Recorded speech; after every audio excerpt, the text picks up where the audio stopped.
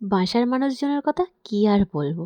একেকটা মানুষের একেক ধরনের বায়না। কাল ফুলকপির পাকোড়া খেয়েছিল, আজ বলল নতুন কোনো কিছু বানা, যেন খুব ইন্টারেস্টিং খাবারটা হয় আরকি। যাই হোক, বাড়িতে কয়েকটা ভেজিটেবল ছিল, সুজিও ছিল। ভাবলাম উপমা বানাই। তো এখানে সুজি লাগছে, ড্রাই ফ্রুটস লাগছে, কাজু, পিনাট, কিশমিশ আর সাথে কিন্তু ৩ টে ছোট এলাচ কিংবা সবুজ এলাচ, ১ টুকরোর থেকে একটু কম দারচিনি নিয়েছি। কয়েকটা ভেজিটেবল ওই ছোট, ছোট করে আলু নিয়েছি, কেটে নিয়েছি, ওয়াশ করে নিয়েছি অতি অবশ্যই, গাজর, ফুলকপি আর বিনস নিয়েছি। খুব সুন্দর করে কিন্তু একদম ছোট, ছোট করে কেটে নিয়েছি। এখানে মিডিয়াম সাইজের একটা পেঁয়াজ স্লাইস ভাবে কেটে নিয়েছি। তারপরে হচ্ছে এখানে টমেটো একটা মিডিয়াম সাইজের ছোট, ছোট করে কেটেছি। লঙ্কাটা দেখতেই পাচ্ছেন খুব সুন্দর ডিজাইন করেছি আর সাথে কিন্তু ২ টা তেজপাতা। আচ্ছা যাই হোক, গ্যাসের ফ্লেম অন করে নিয়েছি। একটা কড়াইয়ের মধ্যে রিফাইন তেলের সাথে বাটার এড করলাম। বাটার এবং অয়েলটা তো অলরেডি মেল্ট হয়ে আছে। বাটারটা মেল্ট হওয়া পর্যন্ত ওয়েট করতে হবে। ফার্স্ট আমাদের ড্রাই ফ্রুটসগুলো ভেজে নিতে হবে। ফার্স্ট আমি পিনাটটাই ভেজে নেব। তো পিনাটটা যতক্ষণ না একটু ফ্লেভারটা এবং কালারটা চেঞ্জ হচ্ছে ওয়েট করতে হবে।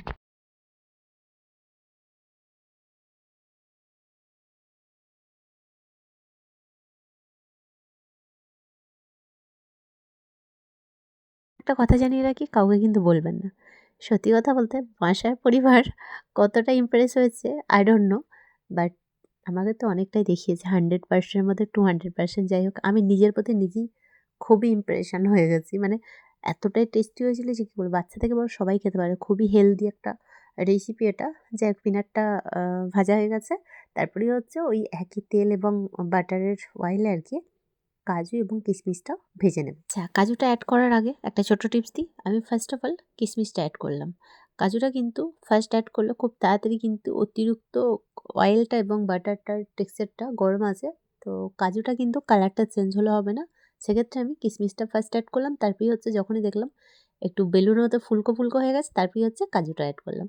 ব্যাস, ওই তেল এবং বাটারের টেক্সচার থেকে ড্রাই ফ্রুটসটা উঠিয়ে নিলাম। আচ্ছা, আপাতত ভাজাভুজির কাজটা আমার শেষ হয়ে গেছে। এরপর হচ্ছে ওই একই গ্যাসের মধ্যে কিন্তু একটা শুকনা তাওয়া কিংবা খোলা কিংবা কড়া হাঁড়ি যাই বলেন না কেন, যেটাই থাকবে সেটাই বসিয়ে দেন। আর সুজিটা কিন্তু হালকা রোস্ট করে নিতে হবে। যখনই হালকা ফ্লেভারটা রিলিজ হবে তখনই ব্যাস গ্যাসের ফ্লেম অফ করেন আর সুজিটা অন্য একটা পাত্রের মধ্যে কিংবা মিক্সিং বাউলের মধ্যে ট্রান্সফার করে নেন। আচ্ছা, ওই একই তেল এবং বাটারের মধ্যে ফোড়ন দিতে হবে তেজপাতা, এলাচ এবং দারচিনিটা। যখনই ফ্লেভারটা রিলিজ হবে, সুন্দর ফ্লেভার বেরোবে, হাফ টিস্পুন আবার একটু কম আস্ত জিরা দিতে হবে। আর সাথে কিন্তু ফোড়ন দিতে হবে ১ মোটর একটু কম কারি পাতা। আমার না কারি পাতার গাছের সবগুলো পাতা ঝরে গেছে। একদম ছোট্ট, ছোট্ট কচি বাচ্চা যেগুলো পাতা বলে আরকি, সেগুলো বেরিয়েছে। সেই পাতা দিয়েই কিন্তু আজকে আমি উপমা বানিয়েছিলাম। বাট আমার মনে হয় এই কচি পাতার মানে কচি কারি পাতার জন্যই কিন্তু ফ্লেভারটা এবং টেস্টটা বেশি হয়েছিল। যাই হোক, তারপরেই হচ্ছে কেটে রাখা আলুগুলো দিয়ে দিলাম। আলুগুলো যখনই 8% কুক হয়ে যাবে তখনই কিন্তু ওই ফুলকপিগুলো ওই একই তেল এবং আলুর সাথে কিন্তু ভেজে নিতে হবে। তারই সাথে কিন্তু ৩ থেকে ৪ মিনিট পর ওই কেটে রাখা গাজরগুলো অ্যাড করে দিতে হবে।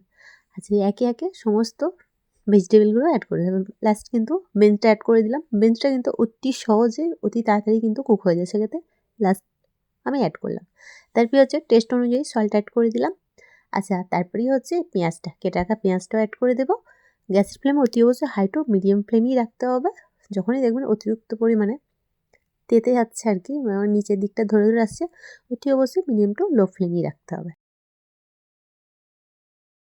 আচ্ছা, যখনই দেখবেন ভেজিটেবলের সঙ্গে পেঁয়াজটা বেশ ভালো করে মেখে, মেখে গেছে, তারপরেই হচ্ছে এখানে কোচানো রসুন আর সাথে কিন্তু ডিজাইন করা মরিচটাও অ্যাড করে দিলাম।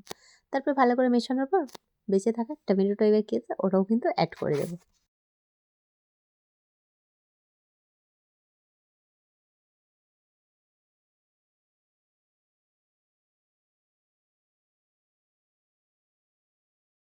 এটা কিন্তু প্রোটিন, ফাইবার এবং ভিটামিনযুক্ত। মানে বাচ্চা, বড় সবাই খেতে পারবে। এটা কিন্তু খুবই স্বাস্থ্যকর, পুষ্টিযুক্ত। আচ্ছা, তারপরেই হচ্ছে এই যে কাজুটা এবং কিশমিশটা ফার্স্ট আমি অ্যাড করে দিলাম। বাকি পড়ে রইল আমার কিন্তু পিনাট। পিনাটটা কিন্তু আমি শেষে অ্যাড করব। আচ্ছা, কাজু এবং কিশমিশটা অ্যাড করার পর খুব ভালো করে কিন্তু মেশাতে হবে।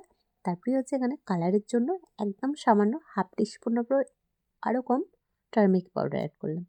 আচ্ছা, তারপরে হচ্ছে মেশানোর পর এখানে ভেজে রাখা সুজিটাও অ্যাড করে দেব।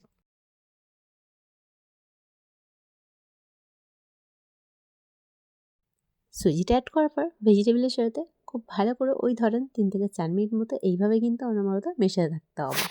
যতক্ষণ না একদম ভেজিটেবলের সাথে একদম অ্যাবসর্ব হয় সুজিটা ততক্ষণ। কালারটা বেশ সুন্দর এসছে। তারপরে হচ্ছে এখানে যেহেতু আমি ওই 200 গ্রাম মতো সুজি নিয়েছি, এখানে 2 গ্লাস মতো উষ্ণ পানি অ্যাড করলাম। এখানে কিন্তু নর্মাল ঠান্ডা পানি অ্যাড করলে হবে না, উষ্ণ পানিটাই অ্যাড করতে হবে। উষ্ণ পানিটা অ্যাড করলে কী হবে, উপমাটা খুব তাড়াতাড়ি কিন্তু হয়ে যায় এবং ফ্লেভারটা কিন্তু বজায় থাকে।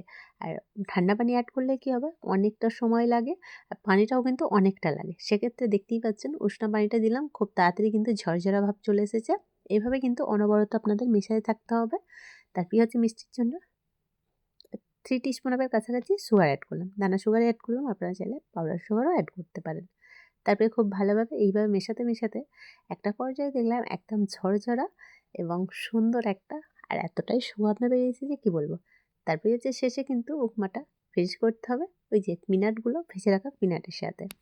যাই হোক, অতি অবশ্যই আপনারা দেখতেই পেলেন সন্ধ্যার নাস্তা কিন্তু একদম জমে গিয়েছিল। হঠাৎ করে মেহমান কিংবা বাড়িতে ইচ্ছা করলেই কিন্তু বেঁচে থাকা কয়েকটা ভেজিটেবল দিয়েই কিন্তু সুজি দিয়ে উপমা বানাতে পারেন। আশা করছি যদি ভালো লাগে অতি অবশ্যই আপনারা বাড়িতে বানান। আর আমাকে কিন্তু কমেন্টে জানাতে ভুলবেন না। আর যদিও বা আমার চ্যানেলটা রেসিপিগুলো সমস্ত আপনাদের মন জয় করে থাকে, অতি অবশ্যই সাবস্ক্রাইব করতে ভুলবেন না। Like, comment and share. আবারও দেখা হবে। ভালো থাকবেন, সুস্থ থাকবেন।